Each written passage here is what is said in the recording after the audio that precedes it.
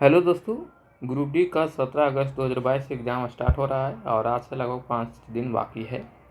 तो इसके लिए हमने जीके का क्विक रिवीजन स्टार्ट किया हुआ है, जिसमें से ये लेक्चर नंबर 20 है और टोटल 314 लेक्चर आने वाले हैं। तो आप पूरे लेक्चर को देखकर एग्ज़ाम में बैठना, आपको बहुत ही ज़्यादा हेल्प होने वाली है इस पूरे सीरीज से। तो चलिए हम जीके का क्विक रिवीजन कर लेते हैं स्टार्ट। क्वेश्चन नंबर 1 है, बीजों का अध्ययन क्या कहलाता है? ऑप्शन ए स्पर्मोलॉजी या ऑप्शन बी पोमोलॉजी। तो बीजों का अध्ययन को हम स्पर्मोलॉजी कहते हैं, तो ऑप्शन नंबर ए यहाँ पर करेक्ट हो जाएगा, स्पर्मोलॉजी। उसके बाद है, नींबू में डाई बैक रोग किसकी कमी से होता है? नींबू में डाई बैक रोग जो है, बैक रोग कॉपर की कमी से होती है, तो ऑप्शन नंबर बी यहाँ पर करेक्ट हो जाएगा, कॉपर। वरुणा योजना का संबंध किससे है? वरुणा योजना का संबंध कृत्रिम वर्षा से है, तो ऑप्शन नंबर सी यहाँ पर करेक्ट हो जाएगा, वरुणा। वरुण भगवान जो होते हैं वो वर्षा कराते हैं, तो वही उसी प्रकार से वरुणा योजना कृत्रिम वर्षा से होती है। ठीक है। भारतीय दलहन अनुसंधान संस्थान कहाँ है? भारतीय दलहन अनुसंधान संस्थान कानपुर में है, तो ऑप्शन नंबर सी यहाँ पर करेक्ट हो जाएगा, कानपुर। वनस्पति समूह का सबसे बड़ा संघ कौन है? वनस्पति समूह का सबसे बड़ा संघ थैलोफाइटा है, थैलोफाइटा। तो ऑप्शन नंबर ए यहाँ पर करेक्ट हो जाएगा, वनस्पति समूह का सबसे बड़ा संघ थैलोफाइटा है, थैलोफाइटा। नाबार्ड की स्थापना कब की गई? नाबार्ड की स्थापना 12 जुलाई 1982 को किया गया था, तो ऑप्शन नंबर बी करेक्ट हो जाएगा, 12 जुलाई 1982 को नाबार्ड की स्थापना की गई थी। अल्फांसो और आम्रपाली किसकी प्रजाति है? तो अल्फांसो और आम्रपाली आम की प्रजाति है, तो ऑप्शन नंबर सी करेक्ट हो जाएगा, अल्फांसो और आम्रपाली जानते ही होंगे, बहुत ही फेमस है, तो आम की प्रजाति है। अंगूर का बगीचा किसे कहा जाता है? नासिक को अंगूर का बगीचा कहा जाता है, यहाँ पर नासिक करेक्ट आंसर होगा। बकरी के किस नस्ल को विश्व की दूध की रानी कहा जाता है? बकरी के किस नस्ल को विश्व की दूध की रानी कहते हैं? ठीक है। तो सानेन को हम विश्व की दूध की रानी कहते हैं, सानेन बकरी को, तो ऑप्शन नंबर सी यहाँ पर करेक्ट होगा। भारत का अन्न भंडार किसे कहा जाता है? पंजाब को भारत का अन्न भंडार कहा जाता है, तो ऑप्शन नंबर सी यहाँ पर करेक्ट हो जाएगा, पंजाब। केंद्रीय बकरी अनुसंधान केंद्र कहाँ स्थित है? तो मखदूम में केंद्रीय बकरी अनुसंधान केंद्र स्थित है, मखदूम यहाँ पर राइट आंसर हो जाएगा। मुर्गी के अंडा में कितना प्रोटीन होता है? मुर्गी के अंडा में 12% प्रोटीन होता है, और मुर्गा के अंडा में, मुर्गा अंडा नहीं देता। चलो, बकरी का वैज्ञानिक नाम क्या है? बकरी का वैज्ञानिक नाम कैप्रा हिरकस है, तो ऑप्शन नंबर डी यहाँ पर करेक्ट हो जाएगा, कैप्रा हिरकस बकरी का वैज्ञानिक नाम है, कैप्रा हिरकस याद रखना है। पक्षियों का अध्ययन कहलाता है? पक्षियों का अध्ययन को हम ऑर्निथोलॉजी कहते हैं, ऑप्शन नंबर डी करेक्ट हो जाएगा, ऑर्निथोलॉजी। आम में लिटिल लीफ रोग का कारण क्या है? आम में जो लिटिल लीफ रोग का कारण है जिंक की कमी से होता है, तो ऑप्शन नंबर ए यहाँ पर करेक्ट हो जाएगा, आम में लिटिल लीफ रोग का कारण जिंक की कमी है। फसल बीमा योजना कब से लागू किया गया? फसल बीमा योजना 1 अप्रैल 1985 को लागू किया गया है। दोस्तों, अभी तक आपने चैनल को सब्सक्राइब नहीं किया है तो चैनल को सब्सक्राइब कर लेना है, क्योंकि इस चैनल पे अभी आपको ग्रुप डी के लिए 314 वीडियो का सीरीज आ रहा है, जो कि 5 से 6 दिन में आपको पूरा देखने को मिल जाएगा। ठीक है, इसलिए चैनल को भी सब्सक्राइब कर लीजिए, और ये पूरा सीरीज को देख कर जाने के बाद आपको एग्ज़ाम में बहुत ही हेल्प होने वाली है। तो चलिए हम नेक्स्ट क्वेश्चन की ओर बढ़ते हैं। क्वेश्चन, भारतीय बागवानी अनुसंधान संस्थान कहाँ है? तो भारतीय बागवानी अनुसंधान संस्थान बेंगलुरु में है, तो ऑप्शन नंबर बी यहाँ पर करेक्ट हो जाएगा। केंद्रीय पशु चिकित्सा अनुसंधान, केंद्रीय पशु चिकित्सा अनुसंधान कहाँ है? बरेली में केंद्रीय पशु चिकित्सा अनुसंधान संस्थान है, बरेली में। हिरण का मांस क्या कहलाता है? हिरण के मांस को हम वेनिसन कहते हैं, तो ऑप्शन नंबर बी यहाँ पर करेक्ट हो जाएगा। सर्वाधिक भेड़ किस देश में पाले जाते हैं? सर्वाधिक भेड़ ऑस्ट्रेलिया में पाले जाते हैं, तो ऑप्शन नंबर डी यहाँ पर करेक्ट हो जाएगा, ऑस्ट्रेलिया। भूरी क्रांति का संबंध किससे है?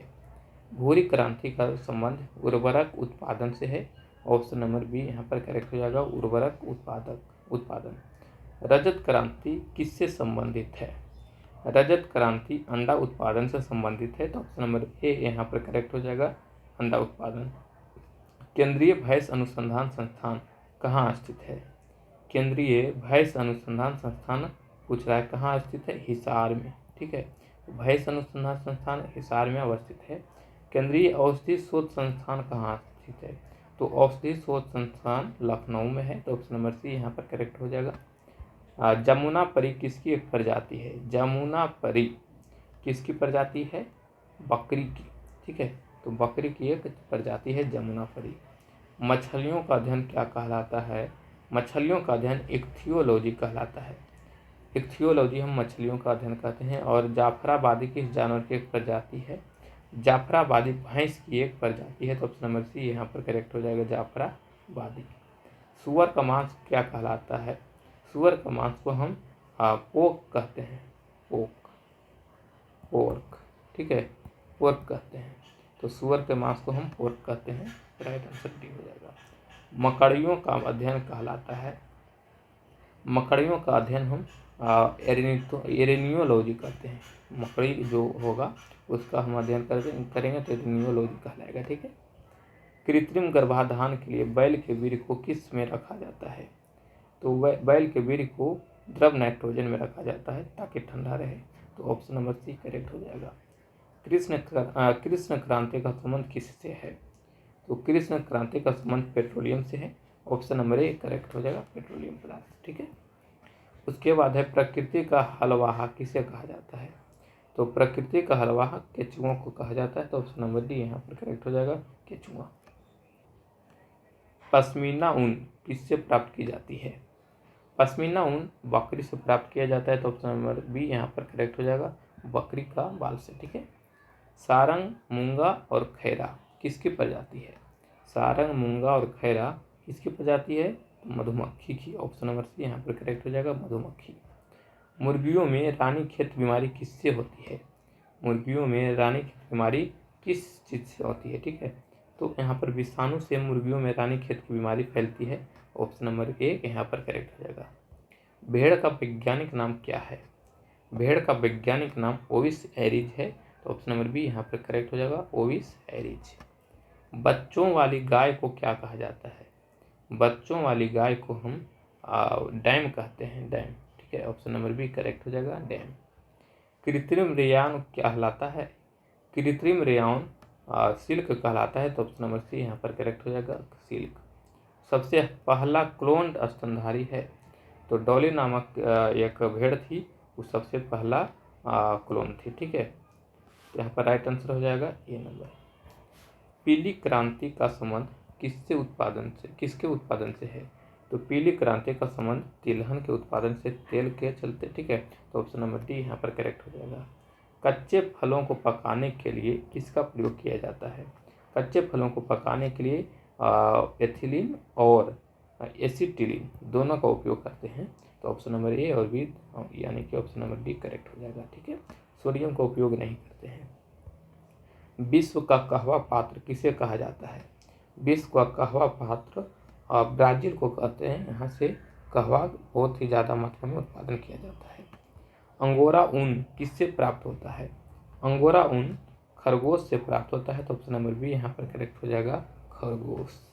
गाय का वैज्ञानिक नाम क्या है? गाय का वैज्ञानिक नाम बॉस इंडिकस है। इंडिकस यानी इंडिया और बॉस यानी कि इंडिया की बॉस नहीं माँ, तो गाय भारत माता में गाय को माँ माना जाता है, इसलिए ऑप्शन नंबर सी यहाँ पर करेक्ट हो जाएगा, बॉस इंडिकस, ठीक है। उसके बाद है मेरिनो किसकी एक प्रजाति है?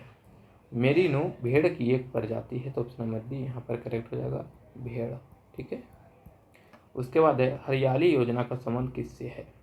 हरियाली योजना का संबंध जल प्रबंधन से है, तो यहाँ पर राइट आंसर डी हो जाएगा, जल प्रबंधन।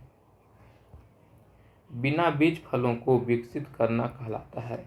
बिना बीज फलों को विकसित करना, ठीक है। यहाँ पर बिना बीज फलों को विकसित करना कहलाता है, क्या कहलाएगा? तो tissue culture, option number A correct हो जाएगा, टिश्यू कल्चर। भैंस का वैज्ञानिक नाम हमसे पूछ रहा है, तो भैंस का वैज्ञानिक नाम है बेबुलस बुबेलिस। बुबेलस बुबेलिस, बुबेलस और बुबेलिस कहेंगे, ठीक है, दोनों बुल बोल सकते हैं, तो बुबेलस और बुबेलिस, ठीक है। तो ये जो लेक्चर था, ये लेक्चर नंबर 20 था, ठीक है। और इसी तरह का 314 लेक्चर आप आने वाले हैं। इसके लिए आप चैनल को सब्सक्राइब कर लेना है, क्योंकि ये पूरा लेक्चर अगर आप देख करके एग्ज़ाम में, ग्रुप डी का एग्ज़ाम में जाते हो तो आपको बहुत ही हेल्प होने वाली है पूरे लेक्चर सीरीज से, ठीक है। इसलिए आप चैनल को सब्सक्राइब अभी कर लेना है। और ये 5 से 6 दिन में आपको पूरे लेक्चर मिलने वाले हैं। तो आपका अगर एग्ज़ाम 17 अगस्त को या 17 अगस्त के बाद का है तो आप पूरे लेक्चर को देख करके जाइएगा, ठीक है। चलिए मिलते हैं लेक्चर नंबर 21 में।